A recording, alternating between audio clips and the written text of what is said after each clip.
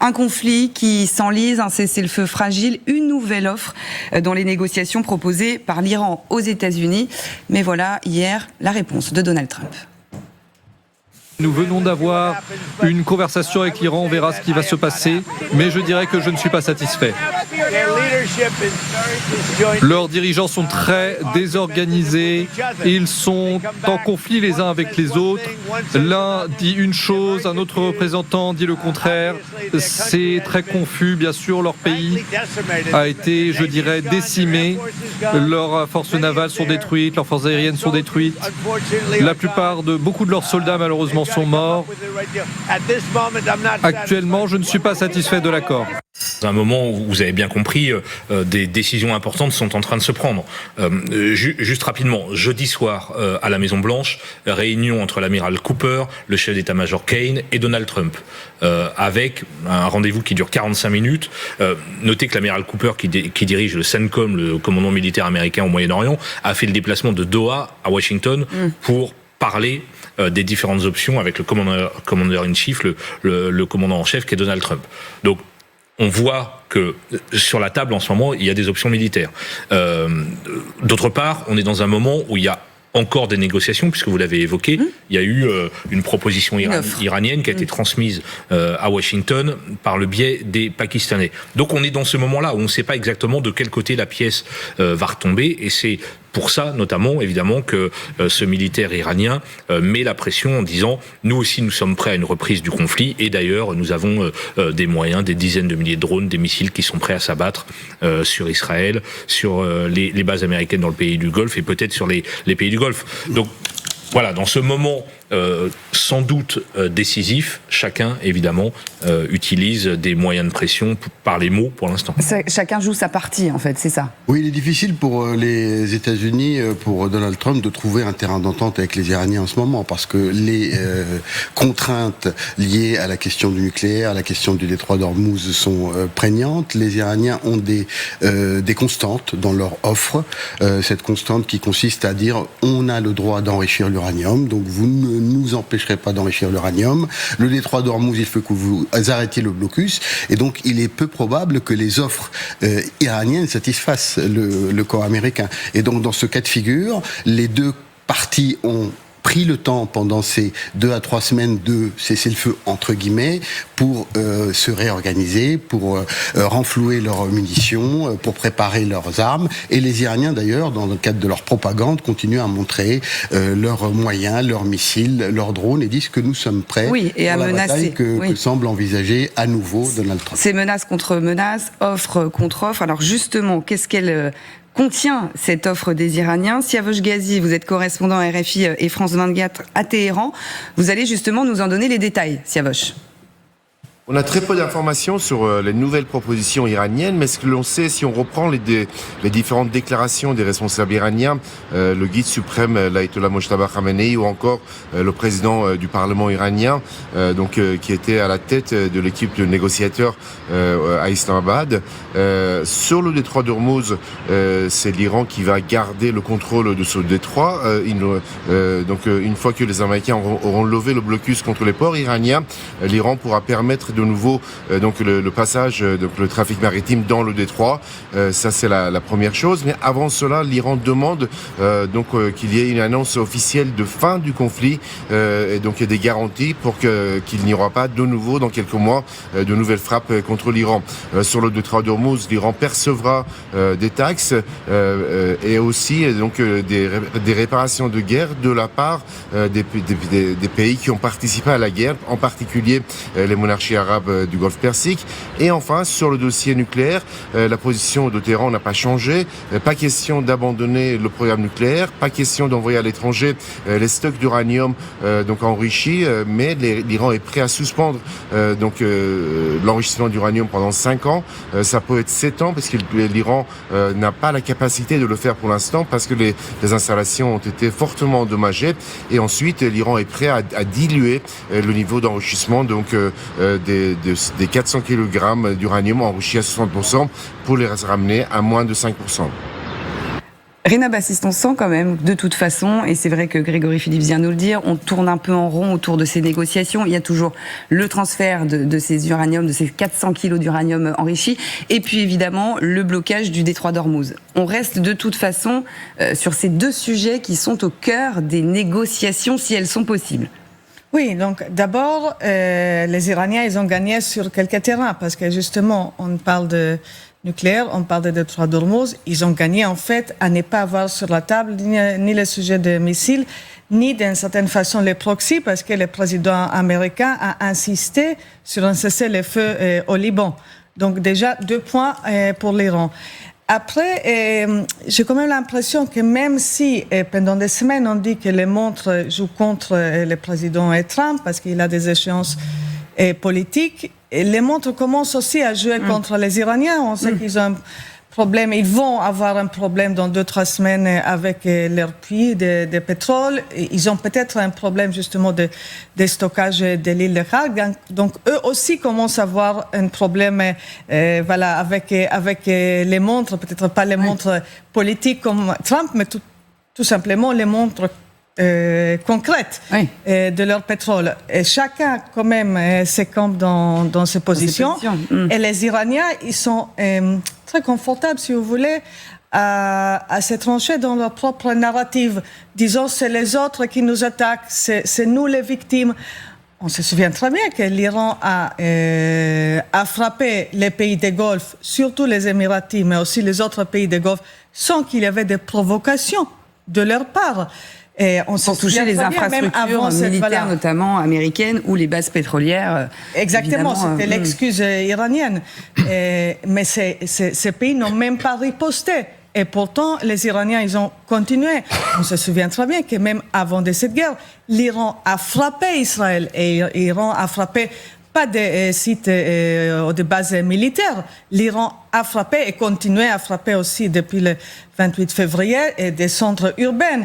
Donc cette narrative inventée des Iraniens, pour eux, ils n'ont rien à perdre à continuer à avancer ça pour dire c'est nous les victimes et on ne va pas bouger. Dominique Simonet, c'est ça, chacun gagne du temps en fait. Oui, c'est très bien résumé. C'est ça, chacun gagne du temps, mais à savoir qui va craquer le premier. On est vraiment dans un jeu de dupes.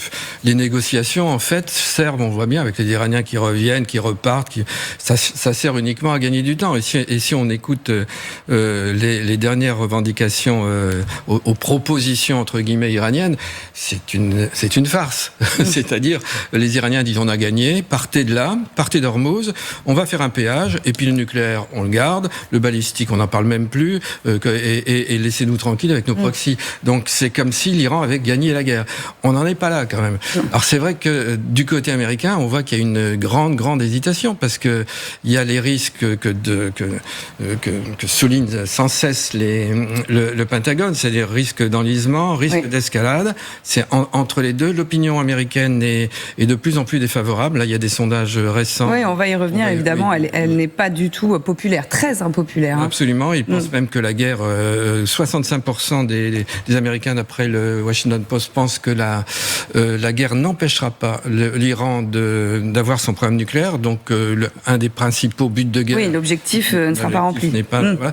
Et il y a cette espèce de jeu et on a l'impression maintenant que Donald Trump en fait s'est fait à l'idée que il ne pouvait avancer dans ce dossier s'il n'y avait pas à long terme l'idée de faire craquer le régime. Le changement de régime, en fait, revient. C'est-à-dire que le seul moyen d'en sortir, c'est d'espérer ou de faire en sorte que les Iraniens arrivent à changer leur régime et peut-être à faire des concessions. Et on l'a vu récemment, les dernières déclarations de Trump, il dit oui, mais ils sont divisés, etc. Donc il insiste beaucoup là-dessus. Et je voudrais qu'on réécoute justement Donald Trump avant justement de vous écouter Grégory Phillips sur les termes qu'il emploie, notamment. C'est assez important, écoutez. Est-ce qu'on veut les pulvériser une fois pour toutes ou est-ce qu'on veut essayer de conclure un accord ? Telles sont les options. Voulez-vous aller les pulvériser ? Je ne préfère pas. Pour une raison d'humanité, je ne préfère pas. Mais c'est une option. Voulons-nous intervenir massivement et les anéantir ou voulons-nous faire quelque chose d'autre ? Leur direction est très désorganisée. et ils ne s'entendent pas les uns avec les autres.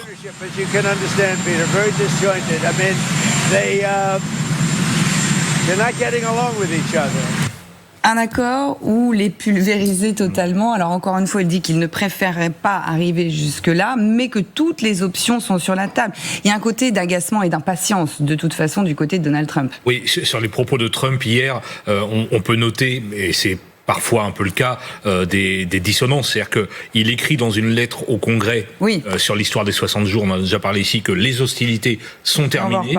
Donc c'est pour ça qu'il n'a pas besoin du feu vert du Congrès. Et puis un peu plus tard, dans la soirée, il est en Floride devant un meeting, devant un public de retraités, et il dit « Nous sommes en guerre ». Donc il confirme la poursuite de cette opération militaire déclenchée le 28 février. Juste un mot sur les divisions au sein du régime de la République islamique, et pour poursuivre ce que disait Dominique, lors de ce même meeting en Floride, il fait une déclaration qui est assez lunaire, on va dire. Il dit non mais je les ai au téléphone, on appelle, on tombe sur un Mohamed je sais pas quoi, je reprends les mots de Donald Trump, et on lui dit mais est-ce que c'est vous le leader, est-ce que c'est vous le dirigeant? On ne sait même pas qui dirige ce pays. Donc vous voyez que Donald Trump, je ne sais pas si aujourd'hui il a dans sa tête acté qu'il faudra un changement de régime, mais en tout cas, à ses yeux, on ne sait plus bien qui dirige l'Iran, et ce n'est plus Mojtaba Khamenei, même plus Ghalibaf. Enfin, on ne sait plus très bien s'il est dans les négociations ou pas, le président du Parlement, qui un temps était présenté un peu comme l'interlocuteur possible. Il y a aussi une difficulté de savoir est-ce que qui dirige l'Iran aujourd'hui, avec qui les Américains peuvent discuter. Alors, vous avez noté, Chloé, la contradiction, puisque on a vu la première partie de la déclaration de Trump qui dit « J'ai refusé l'accord ». L'accord ne me convient pas. En même temps, je préférais un accord, sinon je pulvérise. C'est ce que fait Donald Trump de toute façon depuis le début, on le sait. C'est qu'en plus, il est capable de dire blanc le matin et noir le soir, en fait, quand même, le président américain. Tout à fait. Mais il y a un élément temporel quand même qui est important. On sent une plus grande sérénité dans le camp de Trump depuis qu'il y a ce blocus. Parce que le blocus fonctionne. Et cette concomitance entre le blocus et la menace d'une nouvelle frappe donne une autre dimension au conflit et affaiblit de manière substantielle les gardiens de la révolution. Un blocus qui coûte de l'argent. 5 milliards de dollars pour les Iraniens jusqu'à maintenant. Comme vous l'avez souligné, la question du stockage est centrale. Les revenus sont beaucoup moins importants. Les Iraniens cherchent, en tout cas le régime cherche d'autres voies terrestres par le biais des chemins de fer pour essayer d'avoir des denrées, pour essayer d'exporter son pétrole. Donc la question du blocus a changé quand même les termes du conflit, et il y a une certaine sérénité de la part du camp américain aujourd'hui en observant en tout cas les effets de ce blocus. Alors on va en parler aussi dans cette émission, justement aussi des contradictions qu'il existe et des oppositions peut-être au sein des États-Unis et du Congrès entre républicains et démocrates, parce que Donald Trump, il marche quand même sur un fil, Dominique Simonet, parce qu'hier en effet il a adressé cette lettre au Congrès affirmant donc que les hostilités contre l'Iran étaient terminées avec ce cessez-le-feu en vigueur, parce qu'il y a ce fameux délai des 60 jours, et c'est là où l'administration Trump explique ah bah oui mais comme il y a eu un cessez-le-feu, en fait ça fait pas vraiment 60 jours pour pouvoir renouveler l'accord de la durée de ce conflit, en tout cas de le continuer avec le Congrès. Oui, on est toujours dans ce jeu avec Donald Trump qui il est toujours sur la marge, sur la ligne de crête de la légalité de la Constitution, au point d'ailleurs d'interpréter un certain nombre d'articles ou d'amendements de la Constitution en sa faveur. Le président des États-Unis, normalement, doit demander l'aval du Congrès pour déclarer la guerre. Alors ça, c'est la Constitution. Il y a une loi de 1973, je crois, qui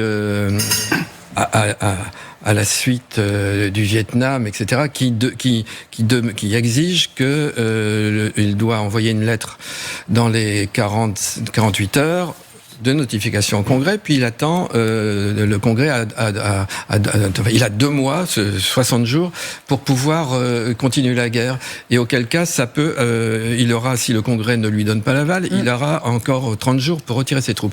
On est à la limite. Là, c'est arrivé hier. On gagne du temps, encore une fois. Les 2 mois sont arrivés à la limite. Hetzek a d'ailleurs dit, d'une manière assez comique, si j'ose dire, oui, mais on a arrêté, on a cessé le feu, donc le décompte n'est plus... On va l'entendre, justement. Le décompte.